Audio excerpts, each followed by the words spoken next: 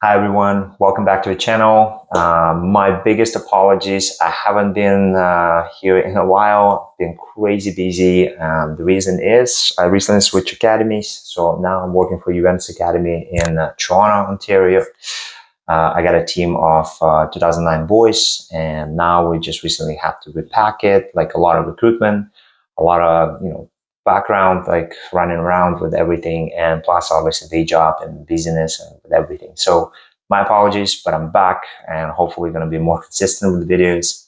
So today, simple video, not going to take too much time. I'm going to give you a little bit of my top three picks for you in terms of equipment, what to get for your own personal training outside of academy trainings, right? So if you are a player who wants to take their game a little more seriously and you want to practice on your own, so these are my three top picks that I would do if I were you, and what to invest your money in. So first pick and first piece of equipment, the most important part is a soccer ball. So we talk about not just having one or two, we talk about having at least 10 to 15.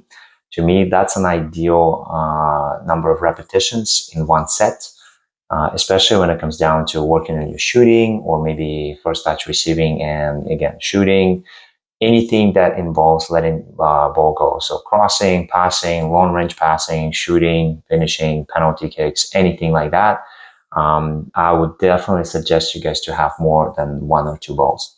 Reason being is even though with one ball, it's not the end of the world.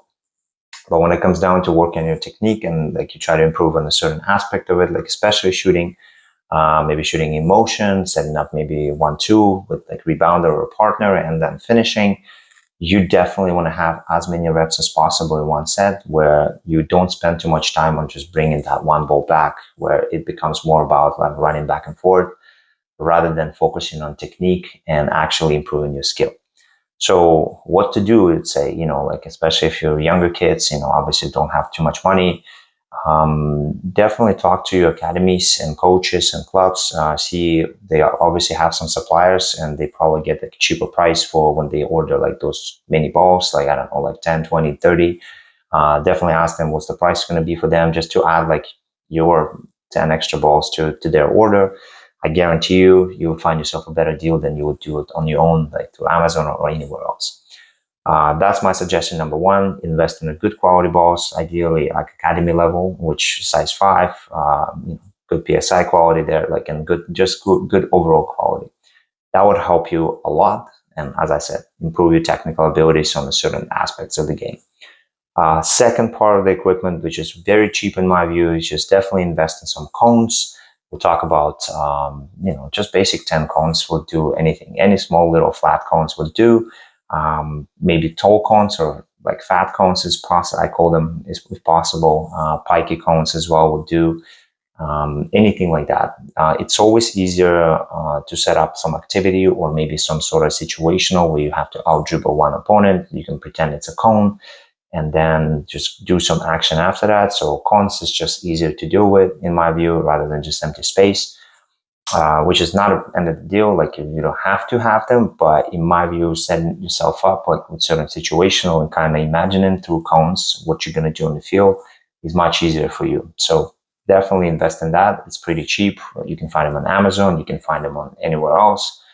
And see if maybe your coach has extras that you can take and maybe work on your own and bring them back to next practice. Also an option for you. The last piece of my equipment and out of my top 3 picks, and I used it in my previous video. I'm going to have some, I don't know, how do you work on YouTube? Like this side, I'm going to insert those videos from my previous videos when I was working like first touch and finishing or did review on my cleats.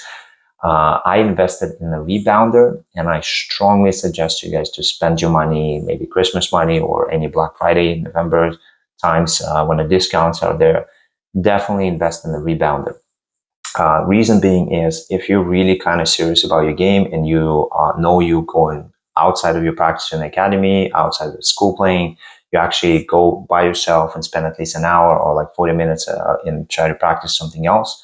If you're serious about it and you have enough balls, I think rebounder would be a phenomenal addition to your equipment.